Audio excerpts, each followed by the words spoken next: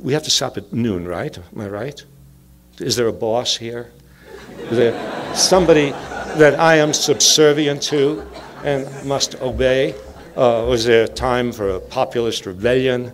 What? Do we quit at noon? No, it's open. Oh, anyway, okay. Yeah, well, don't encourage me. Yeah. I wanted to say just one little thing about the Civil War, because the Civil War is again, one of our good wars, and yes, and slaves were freed in the course of it as a result of the Civil War, but that also is not that simple. You know, there's the class element of who is drafted and who is not drafted, and who makes huge amounts of money out of the Civil War, and the paying of substitutes. And then there's what happens to Indians during the Civil War. You know, and I don't think you have seen, when you've seen these documentaries on the Civil War, what you've seen mostly are battle scenes. And you see Gettysburg and Antietam and Fredericksburg and Bull Run, and I mean, that's what the Civil War. And when you run into somebody, as I often do, say, "Oh, you're a historian. I am very interested in the Civil War," and proceeds to tell you about the Battle of Fredericksburg, you know. And that's what we see, you know, that's what the Civil War is. There are the battles, and there's the black people being freed. But there's another angle to it, just an element to it, which at least complicates the picture. And that is in the midst of the Civil War, while the Union armies are fighting in the South, there's another part of the Union armies which is out west, destroying Indian settlements and taking over Indian land.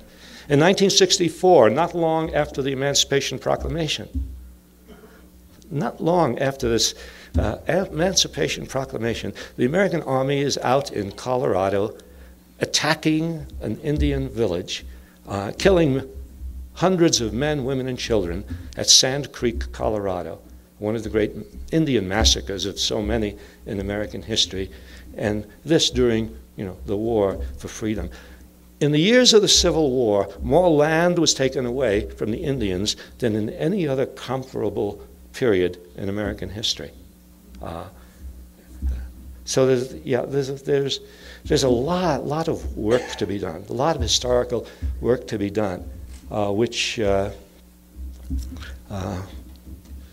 such films reach the public about war and about class conflict and about who controls what in the country, and about the history of governmental lives, the history of broken treaties, the history of official violence.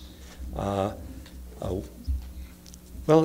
if those stories were told, we might really produce, really bring up a new generation. Because that's, I assume, as a teacher, as a writer, I mean, that's what I'm interested in, you know. I'm not interested in just producing books, and when I was teaching, I'm not interested in just reproducing in class after class people who will get out and become successful and take their obedient places in the slots that society has prepared for them. Because I always wanted, I thought,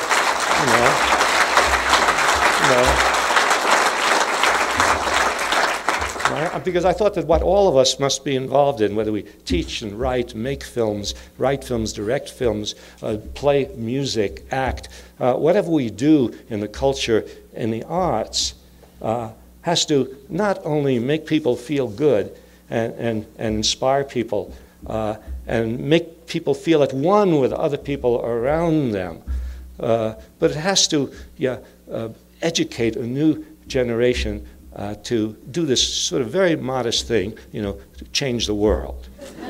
Thank you.